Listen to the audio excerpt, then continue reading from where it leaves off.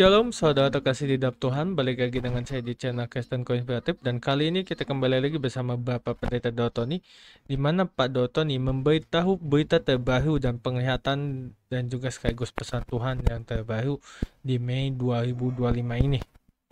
Apa itu penglihatan dan pesan Tuhannya? Yaitu satu, Israel, Jerman, Korea, Cina, dan juga Rusia akan membuat teknologi baru, yaitu dapat menyebabkan turunnya harga berlian, permata, dan juga batu Alexander. Pokoknya batu-batu yang seperti berlian, permata itu pada turun karena Israel, Jerman, Rusia, Cina menciptakan teknologi baru, dan itu dari sumber daya alam tinggal dicetak dan juga marmer, nanti turun harga, drop harganya. Nah, ini yang membuat mereka itu turun. Dan kalian yang punya mungkin berlian apa, segala jual nanti di tahun 2030 itu turun. Nanti aja jualnya pas 2029, 2027 atau 2028. Karena itu turun harganya kalau kalian investasi berlian ya. Tapi kalau tidak, untuk seperti kayak kalung, seperti kayak pemakaian aksesoris doang, tidak apa-apa. Dan juga tentunya harga siapa? Pada tahun ini kembali mengingatkan naik dan akan menyusul harga emas, dan itu mulai 2026 naiknya. Dan harga siapa ini dalam jangka panjang 10 tahun ya. Dan sebelum kita ke video, izinkan saya untuk membacakan satu renungan firman Tuhan yang ada di Markus 12 ayat 44 yang berbunyi, sebab mereka semua memberi dari kelimpahannya, tetapi janda ini memberi dari kekurangannya, semua yang dimilikinya, yaitu seluruh nafkahnya. Dan itu dia satu renungan firman Tuhan, dan langsung saja kita simak video bersama Bapak Pendeta Dotoni. Mari kita simak videonya. Malam Thomas. Malam, ya haleluya Pak Daud. Kita doa Thomas. Siap Pak Daud. Aku mohon kuasa Yesus bekerja, kekuatan Elohim bekerja. Amin. Bebaskan dari yang jahat, bebas dari kegelapan. Amin. Berkati kami semua Tuhan, lawat dalam nama Yesus. Amin. Ya Pak Daud. Gimana Thomas? Luar biasa Pak Daud, puji Tuhan saya bisa sudah kembali ke Indonesia ini ya. Angka sehat. Sekarang Thomas pelanannya go internasional. Kelas udah ekspor impor. Rambut juga kelas impor. Makanya hanya rambut disisakan di tengah. Pak Daud, saya mau membuka pembicaraan. Pak Daud kan pernah bicara nih tentang seperti apa prediksi bahwa untuk beli perak. Sekarang ada perak batangan dan sedang laku keras Pak Daud. Nah, gimana nih kelanjutannya Pak Daud? Jadi harusnya yang jual perak laku keras harus ngasih komisi saya dan Thomas 2%. Siap Pak Daud. Ya Pak Daud, sekarang jadi banyak yang cari perak atau Thomas? Iya Pak Daud, sekarang beritanya di media sosial kan perak batangan sudah keluar Pak Daud ya. Perak batangan sudah keluar, harga juga menjanjikan sekali Pak Daud. Apakah itu memang nanti kedepannya akan menggantikan posisi emas? Padahal kan ibu-ibu kan lebih suka emas Pak daripada perak. Ini kan akan terjadi 10 tahun ke depan. Jadi kedepannya 10 tahun ke depan ini fenomena perak akan lebih menguasai daripada emas ya Pak Daud? Tidak. Jadi untuk alternatif saja Pak Daud ya. Alternatif karena nanti emas nanti yang dipakai kandungannya hanya kira-kira 30 sampai 35%. Oh, berarti yang bukan 18 karat gitu Pak Daud ya? Nanti yang dipakai campurannya banyaknya dari perak dan tembaga. Oh. Tapi unsur perak lebih banyak. Lebih banyak Pak Daud ya? Karena 10 tahun ke depan banyak orang yang suka warna emas ke silveran. Oh, berarti lebih suka seperti emas putih Pak Daud ya? Kedua, nanti banyak komponen elektronik, otomotif, nanti banyak yang memakai kandungan emas. Oh, termasuk kendaraan otomotif Pak Daud pakai emas? Perak, perak. Perak, oke. Ya, jangan-jangan di Untuk handphone juga pakai perak. perak untuk alternatif pengganti emas. Oke. Ini 10 Tapi tahun ke emas depan ya. tetap safe haven. Oh, emas tetap nomor satu Pak Daud ya. Perak ini kan investasi bagi mereka yang uangnya Cukup pas-pasan. pasan. Apakah emas juga maaf, apakah menurut prediksi Pak Daud nanti perak bakal jadi akomodatif negara untuk menyimpan perak untuk mata uang atau enggak Pak Daud? Cenderungnya nanti banyak untuk kebutuhan produksi untuk otomotif, elektronik, dan alat-alat lainnya termasuk alkes. Oke. Wah, Dan luar biasa perhiasan ya. banyak menggunakan Perak. campuran emas 30, perak lebih banyak. Oke. Jadi ada kemungkinan nggak Pak Daud? Berarti perak itu kan bisa menggantikan seperti pakai emas putih Pak Daud. Nanti arahnya banyak orang pakai cincin emas tapi ke silver-silveran. Oh, berarti emas putih Pak Daud ya? Begitu bukan? Mirip-mirip seperti itu. Mirip-mirip begitu Pak Daud ya. Jadi nanti emas putih dengan perak ke putih, emas ke putih-putih. Sekarang banyak yang cari perak atau Mas? Iya Pak. Banyak Pak Daud. Banyaknya Jadi, gimana tuh Mas? iya banyak berita-berita sudah keluar sekarang di media sosial ada orang jual perak batangan persis kayak emas Pak Daud. Gitu, perak batangan namanya Pak Daud ya. Nah, itu akan terjadi naiknya berlipat-lipat 10 tahun ke depan. Apakah setelah 10 tahun perak akan turun lagi Pak Daud? Seperti nggak ada harganya Pak Daud. Naik, stabil. Stabil. Tapi nggak turun kembali ke harga semula Pak Daud, tidak ya? Tidak bisa kembali ke harga 17.000, nggak bisa. Oh, kira-kira sampai nembus berapa Pak Daud? Belum tahu. Belum tahu ya. Wow. Yang jelas berlipat-lipat. Berlipat-lipat ya. Jadi ibu-ibu selain Anda punya emas, kalau bermimpi punya emas belum bisa, ya mimpi punya perak dulu. Kan God as money, uangnya Tuhan, itu kan emas dan perak. Oh iya, emas dan perak. Kan Rasul berkata apa? Emas dan perak tidak ada padaku kan? Betul. Nah, di situ tidak ada kata perunggu atau tembaga. Betul. Berarti Alkitab Jadi, nggak salah Pak Daud ya. Yang berharga tetap emas dan perak. Ya, emas dan perak tidak padaku tapi berlian di tangan saya gitu Pak ya. Nanti harga berlian 10 tahun ke depan, termasuk batu-batu permata, ruby, emerald, sanito, cat eye, alexandrite, itu nanti akan drop turun itu 10 tahun ke depan. Oh, jadi akan turun Pak Daud ya? Drop turun. Karena 10 tahun ke depan tercipta sesuai proses alam tapi instan dengan teknologi. Oh, apakah itu dipengaruhi oleh kehebatan teknologi Cina Pak Daud? Yang jelas semua teknologi ini akan muncul dari Rusia, Jerman, China, Amerika, terutama Israel. Israel ya, oh emang Israel menguasai sana Pak ya. Jadi itu nanti batu-batu permata itu akan drop. Termasuk batu akik Pak. Akik hanya untuk koleksi aja. Ingat Thomas, ya Pak Daud. Termasuk nanti marmer 10 tahun ke depan juga drop juga. Wow. Karena tercipta komponen-komponen marmer dari buatan dengan high tech. Pak Daud ada yang bertanya, kok Pak Daud sekarang seperti ahli ekonomi Pak, bisa memprediksikan itu Pak Daud dari Tuhan atau pada belajar atau gimana Pak Daud? Ini pertama, hikmat dari Tuhan. Hikmat dari Tuhan ya.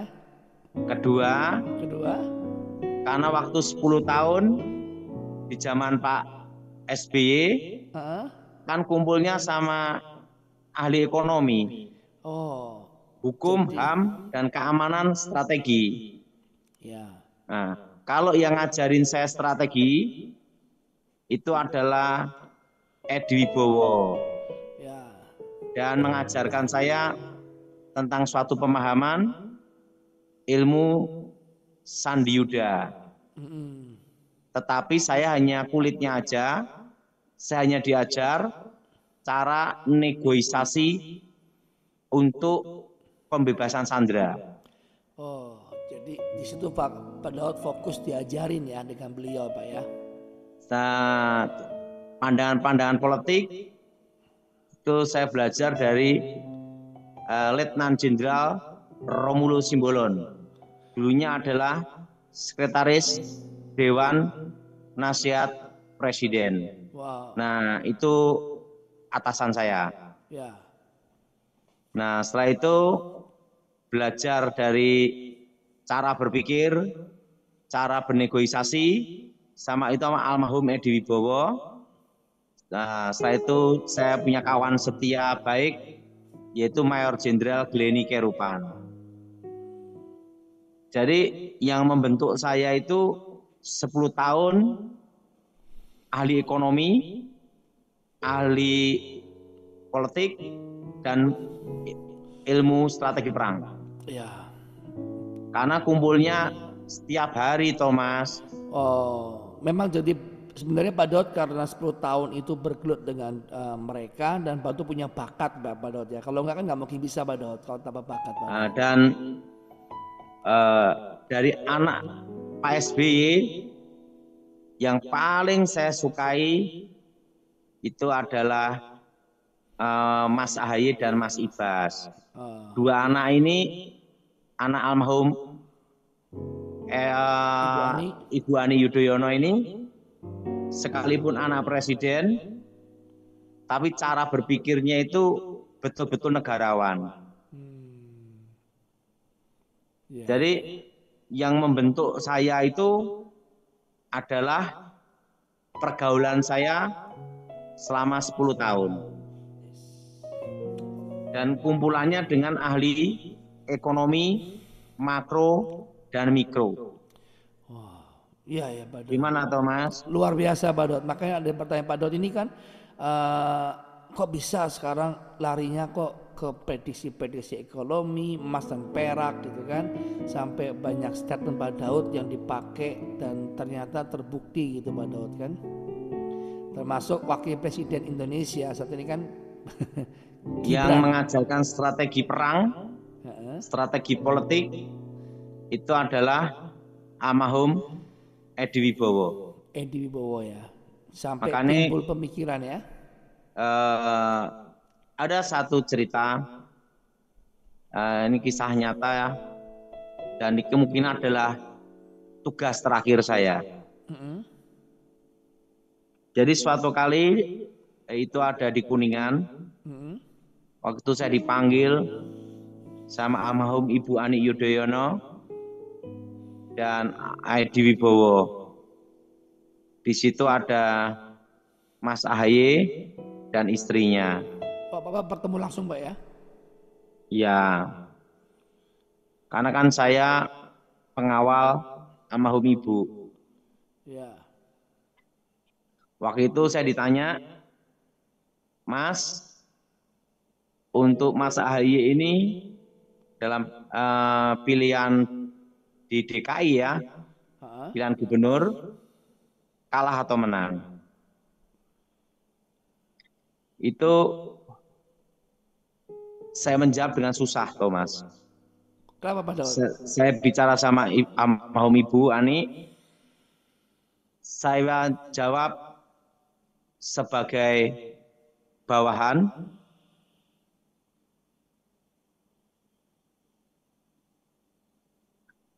Thomas? Iya Pak Daud, lanjut.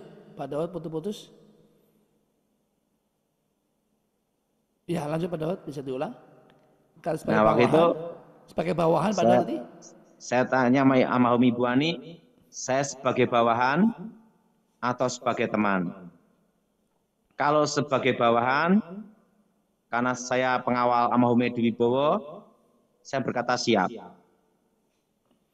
Tapi kalau sebagai teman, saya jawab apa adanya. Pak Daud pilih yang mana Pak Daud? Almarhum Ibu Ani ngomong apa adanya. Langsung saya berkata, kalah. Oh. Apa yang membuat Pak Daud bisa kalah? Tetapi akan jadi batu loncatan untuk naik ke atas. Oh, presiden gitu Pak Daud. Wapres. Wapres, wow. Jadi di masa depan AHY itu wapres. Wapres. Disitulah saya menjelaskan bahwa di Indonesia itu ada 4 trah. 4 trah di Indonesia. Yang pertama Pak Daud? Yang pertama adalah trah dari Presiden Soekarno. Presiden Pak, boleh jelasin apa itu trah Pak? Mungkin ada jemaat yang nggak tahu Pak. Kalau ini bukan kekristenan, tapi bicara tentang Pengetahuan umum. wahyu kerajaan. Wahyu kerajaan, oh berarti Jawa Pak Daud ya? Jawa. Jawa. Pertama adalah dari Presiden Soekarno. Presiden Soekarno. Kedua dari trah Presiden Soeharto. Kedua dari Soeharto. Oke, pewahyuan Jawa dari Soeharto Pak ya? Termasuk Ibu Trin itu adalah Wahyu Keprabon. Oh, Ibu Pak Soeharto itu ya? Ibu Tin Soeharto itu Wahyu Kepabron ya? Wahyu Kepabron. Termasuk Pak Prabowo kan tetap sebagai mantu Pak Harto. Betul. Dan di masa depan trah dari Soeharto akan muncul. Oh, jadi tahun depan ini. Dan yang ketiga trah dari Sarwo Edi Wibowo. Sarwo Edi Wibowo itu siapa Pak? Ayah dari almarhum Ibu Ani Yudhoyono. Oh, jadi Pak SBY jadi presiden Pak ya? Karena Wahyu Keprabon itu ada di Ibu Ani. Jadi Pak SBY naik presiden Pak ya? Waktu itu saya ditanya sama Ibu Ani, untuk Edi Wibowo ini ada Wahyu Keprabon tidak? Waktu itu saya bicara sama almarhum Ibu Ani, tidak. Karena Wahyu Keprabon ada di Ibu Ani Yudhoyono. Dan itu turun ke Mas AHY. Dan saya berpesan, di masa depan AHY Wapres. Maksudnya tahun setelah ini Pak ya, setelah pemerintahan sekarang ini Pak ya? Pokoknya di masa depan AHY Wapres. Wapres. Dan yang keempat trah dari Jokowi. Itu dari siapa Pak? Jokowinya Pak? Dari Jokowi langsung? Trah dari Jokowi itu dari keturunan Jokowi itu ada wahyunya juga. Oh. Jadi gini ya, 4 trah ini yang tetap akan berkuasa di Indonesia sampai 25 tahun ke depan. Oh, berarti masa periodnya sampai 25 tahun ke depan Pak Daud ya? Iya. Itu analisa saya. Betul. Itu bukan suara Tuhan. Ya. Nah, tetapi AHY Wapres sudah saya lihat jauh ke depan. Oke. Jadi bukan pres ya. Ya. Tapi Wapres. Wapres. Okay. Nah, dan itu secara hitung-hitungan politik itu AHY kans besar untuk jadi Wapres. Oh. Karena dia ketua umum. Ketua umum ya Pak Daud. Oke. Kedua punya partai. Punya partai. Nah, kalau tidak punya partai itu hanya berandai-andai. Betul. Bagaimana?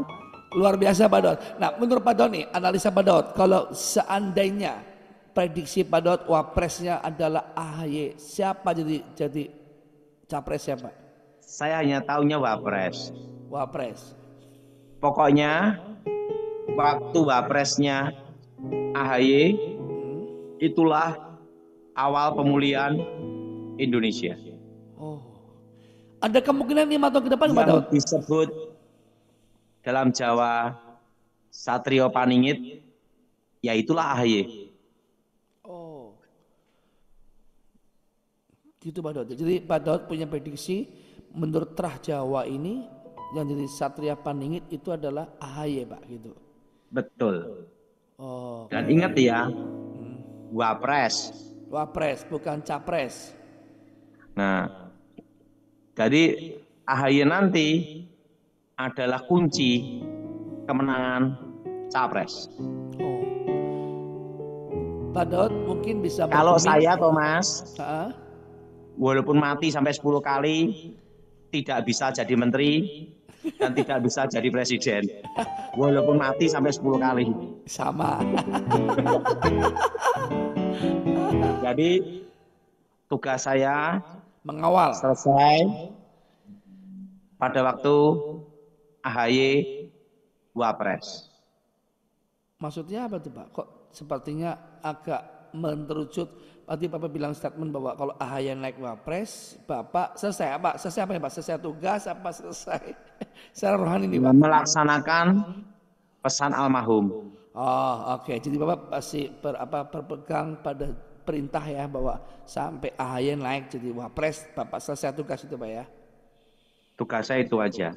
Oke. Pak bisa nggak sih Tapi kasih kalau untuk pertemanan, sahabat baik adalah Mas Ibas. Mas Ibas? Ada Mas intent Ibas. suka ketemu Pak? Mas Ibas itu orangnya baik, rendah hati, dan suka nolong. Suka nolong ya. Jadi anak Pak SBY itu dua-duanya punya kelebihan masing-masing. Ya. Kalau wibawa, karisma pemimpin, cara berpikir, itu Mas AHY. Oh, yes. Kedua, kalau pertemanan, persahabatan, itu Mas Ibas. Mas Ibas. Dan merakyat. Jadi dua anak almarhum ini waktu itu dipesankan ke saya, tolong dijaga ya Mas ya. Saya percaya Mas orang yang setia. Jadi ingat, nanti AHY itu Wapres, kunci kemenangan Capres. Seperti kemarin Pak Daud punya analisa kan, Gibran siapapun presidennya, kalau Gibran wakil pasti menang tuh Pak Daud ya. Karena AHY Wapres nanti didukung luar dan dalam negeri. Oh, Karena apa? Dia sudah matang. sudah matang Pak Daud ya. Kan sudah jadi menteri Betul. Sampai sekarang Pak Daud ya. dan Menko. Jadi saya akan bicara sama kawan saya juga, pengawal Mas AHY, jaga Mas AHY. Dia Wapres di masa depan. Ada kemungkinan nggak Pak sampai naik Capres Pak? Saya hanya tahunya Wapres. Wapres. Kira-kira Pak kalau prediksi Bapak nih digabung, apakah bisa kemungkinan Gibran dengan AHY Pak? Saya tidak tahu. Belum tahu. Tapi yang jelas, ingat, siapapun presiden di Indonesia, pasti semua pernah berjasa. Ya, Pak Karno berjasa untuk kemerdekaan. ya. Pak Harto berjasa Pembangunan. memulai pembangunan. Betul? Betul. Habibie berjasa untuk yang namanya Kemajuan teknologi. kemajuan teknologi. Betul? Betul. Gus Dur Pluralisasi. berjasa untuk kebebasan Kebebasan beragama, beragama. untuk saling menghargai. Betul? Toleransi. Toleransi.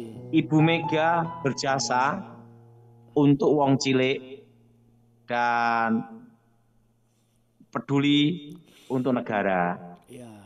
Pak Jokowi berjasa untuk infrastruktur. Pak SBY berjasa pertumbuhan ekonomi, kestabilan ekonomi. Jadi kita harus melihat jasanya. Betul. Dan di masa depan Pak Prabowo berjasa, presiden yang bisa menstabilkan, mengendalikan keamanan Indonesia. Yes. Siap. Jadi kita harus lihat jasanya. Betul. Jadi awal pemulihan Indonesia adalah AHY Wapres. Iya, yang tadi Pak Daud bilang Satria Paningit ya, ramalan begitu Pak Daud ya. Tapi ingat, itu analisa. Menurut Jadi ingat, prediksi Wapres loh ya. Wapres, bukan Capres ya. Kunci kemenangan di Wapres nanti. Di Wapres. Ya, sama kayak kemarin Pak Daud punya prediksi tentang Capres, siapapun Capres. Kan waktu kemarin kan saya beritahu, kunci kemenangan ada di Wapres. Gibran ya. Gibran, betul? Betul. Makanya Pak Jokowi dan Pak Prabowo dan Pak SBY itu sinergi. Maka Indonesia aman. Aman. Dan lebih aman lagi bila Ibu Mega bersatu juga. Ya. Itu akan kedaulatan negara, keamanan, politik, ekonomi stabil. Ya. Dan saya lihat Pak Prabowo betul-betul mau merangkul untuk kesatuan. Betul. Luar biasa. Nah, yang mengajarkan hal seperti ini, saya adalah 2 jenderal. Cara pandang namanya. Cara pandang. Yaitu Almarhum Edi Wibowo, kedua Letnan Jenderal Romulo Simbolon. Yes. Dan yang ketiga, saya belajar banyak dengan Mayor Jenderal Glenny Kerupan. Ya. Karena pernah satu tim. Yes. Gimana pengalamannya Thomas? Luar biasa Pak Daud. Cukup singkat, cuma 20 tahun Pak Daud ya. Saya belajar makro, mikro, cara pandang itu 10 tahun. Wow. 10 tahun. Ya, dan saya tiap hari bersama salah satu di antara mereka. Dahsyat. Dan bicaranya tidak ada yang lain kecuali negara, ekonomi, politik. Yes. Gimana Thomas? Luar biasa Pak Daud. Kenapa Thomas tanya demikian? Ya, karena memang di situ speknya Pak Daud yang Pak Daud bisa memberikan banyak prediksi pengetahuan umum ya. Yang bisa jadi berkat selain bicara rohani Pak Daud ya. Ya karena saya kan belajarnya 10 tahun Thomas. Ya. Dan saya bukan teori, Praktek. langsung praktisi. Langsung praktisi. Yes. Iya Pak Daud. Puji Tuhan. Jadi saya itu hanya diajar kulit sebagian kecil dari ilmu Sandi Yuda dari Almarhum Edi Wibowo, yaitu penggalangan perekrutan dan negosiasi. Bayangkan kulitnya aja luar biasa, apalagi dalamnya. Buahnya aja bagus, apalagi pohonnya Pak Daud ya. Itulah kehebatan Sandi Yuda Kopassus. Siapa Daud? Jadi saya belajar sama Edi Wibowo 10 tahun. Wah, lama dan juga Pak langsung Daud. saya diturunkan di lapangan. Luar biasa. Luar biasa Gimana Pak Daud. pengalaman saya Thomas? Luar biasa Pak Daud, sangat memberkati sekali Pak Daud. Berkati gimana Thomas? Ya memberkati, menambah pengetahuan selain kita bicara rohani Pak ya. Karena kan Tuhan juga pakai banyak ahli-ahli seperti Pak Daud untuk kita di bumi ini punya kepintaran selain pada kita bicara tentang alam roh Pak Daud ya. Jadi Indonesia ini 4 rah itu Thomas. 4 rah ya. Pertama dari Soekarno, Soeharto, ya kan, dari Ibu SBY. Nah, karena kalau lihat dari Pak Jokowi, atasnya, warganya, untuk nyalonkan lurah atau nyalonkan apa, itu menang susah kalah Thomas. Oh, trustnya Pak Jokowi ya? Iya, itu kuat menang Thomas. Oh. Makanya kelihatan terahnya itu kelihatan. Kelihatan Pak ya. Jokowi itu terahnya itu kuat untuk menang, Thomas. Apapun yang dicalonkan Pak Daud ya. Yang jelas 4 terah ini yang tetap ada di Indonesia. Indonesia 25 tahun. Jadi ini sama saja sebenarnya ini pilihan alam gitu pada pilihan alam bahwa ini pilihan alam untuk 4 golongan itu pada ya golongan Yang jelas di golongan masa keturunan. depan terah dari Sarwoedi, terah dari Pak Harto akan muncul. Oh, Sarwoedi itu berarti keturunan daripada SBY ya, Ibu Ani, Ibu Dan Ani. itu kuat ada di AHY. AHY. Ya. Oke, dahsyat. Karena untuk darah itu, Thomas, Ya, susah ditipu, Thomas. susah ditipu Pak Daud ya. Karena Siap. itu kita harus belajar dari sejarah. Sejarah Pak Daud ya. Dan 4 terah inilah yang akan bertahan terus selama 25 tahun.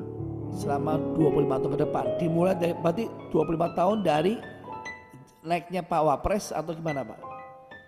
Perhatikan aja waktu kemarin calon-calon presidennya. Tetap yang menang adalah Pak Prabowo dan Gibran. Terahnya jelas. Ya. Nggak usah banyak-banyak, Thomas. Burung perkutut pun juga ada terahnya, toh, Thomas. Oh, burung perkutut ada terahnya Pak? Iya. Anjing pun juga ada terahnya, Thomas. Oh iya betul, ada jenis-jenisnya Pak Daud ya. Terahnya itu garis keturunan. Iya. Garis keturunan. Terusan merpati bala pun ada terahnya juga. Oh iya. Dari atasnya. Dari atas ya. Burung juara dan terahnya jelas. Betul. Nah, pemimpin juga demikian, Thomas. Ada terahnya Terahnya ya. jelas. Jelas. Kita perhatiin Daud itu dikasih Tuhan, terahnya jelas. Jelas. Ada perjanjian Tuhan, ingat dari atasnya, yaitu siapa? Betul? Betul. Ada Rut, Ada Rut. ya kan? Ya. Musa, atasnya ada sejarahnya juga. Betul. Betul? Betul. Ada terasnya ya.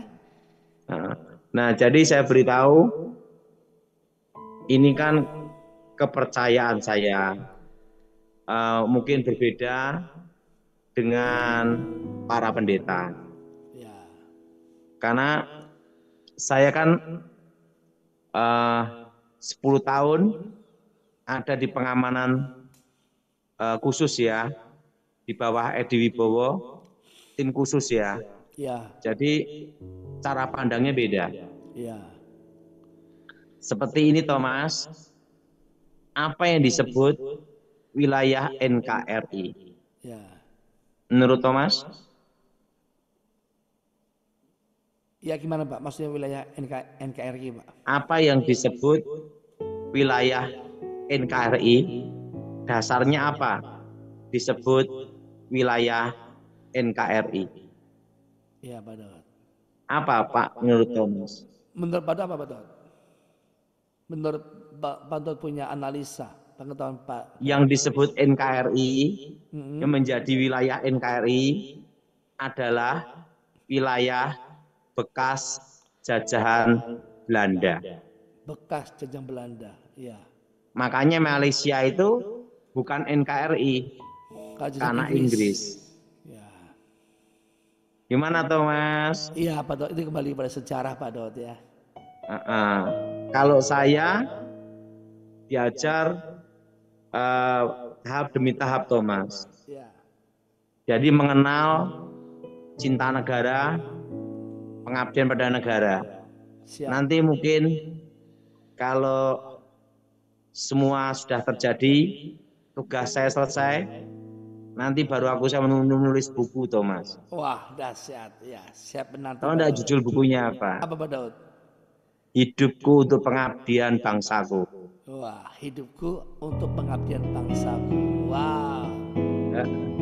Siapa Daud? Saya akan ceritakan semua di buku itu, bagaimana saya dipilih, bagaimana perjalanan hidup saya, suka duka, dan bagaimana tugas sebagai perisai dan tameng hidup.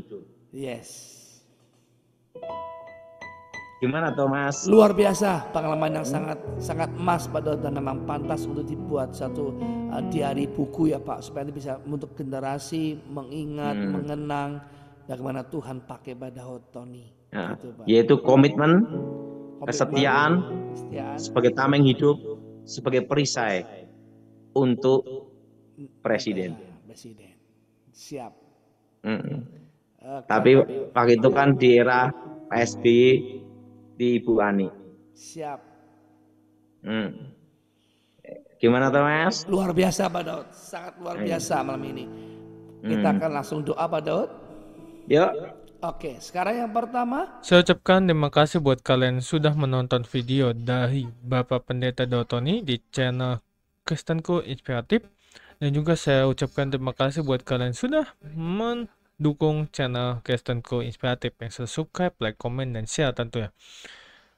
Dan sebelum saya mengundurkan diri, saya ingin membacakan ulang satu renungan firman Tuhan yang tadi yang ada di Markus 12 ayat 4 yang berkata, sebab mereka semua memberi dari kelimpahannya, tetapi janda ini memberi dari kekurangannya, semua yang dimilikinya, yaitu seluruh nafkahnya. Yang artinya adalah tolok ukur persembahan kita kepada Tuhan bukanlah banyaknya harta, melainkan rasa syukur kita. Dan itu dia satu renungan firman Tuhan. So saja saya undur pamit. Shalom and God bless you all. Dukung channel ini dengan cara subscribe, like, comment, and share supaya channel ini dapat membagikan khotbah-khotbah yang membangun iman kita. Terima kasih. Shalom and God bless you all. Zaharia 9 ayat 9. Bersorak-soraklah dengan nyaring, hai puteri Sion, bersorak-sorailah, hai puteri Yerusalem. Lihat, rajamu datang kepadamu, ia adil dan jaya. Ia lemah lembut dan mengendarai seekor keledai beban yang mudah. Zaharia 7 ayat 9-10. Beginilah firman Tuhan semesta alam, laksanakanlah hukum yang benar dan tunjukkanlah kesetiaan dan kasih sayang kepada masing-masing. Janganlah menindas janda dan anak yatim, orang asing dan orang miskin, dan janganlah merancang kejahatan dalam hatimu terhadap masing-masing. Yohanes 8 ayat 44. Iblislah yang menjadi bapamu dan kamu ingin melakukan keinginan-keinginan bapamu. Ia adalah pembunuh manusia sejak semula dan tidak hidup dalam kebenaran, sebab di dalam dia tidak ada kebenaran. Apabila ia berkata dusta, ia berkata atas kehendaknya sendiri, sebab ia adalah pendusta dan bapa segala dusta. Yohanes 4 ayat 24. Allah itu roh dan barang siapa menyembah dia, harus menyembahnya dalam roh dan kebenaran. Yohanes 15 ayat 26. Jikalau penghibur yang akan kuutus dari Bapa datang, yaitu roh kebenaran yang keluar dari Bapa, ia akan bersaksi tentang aku. Yeah.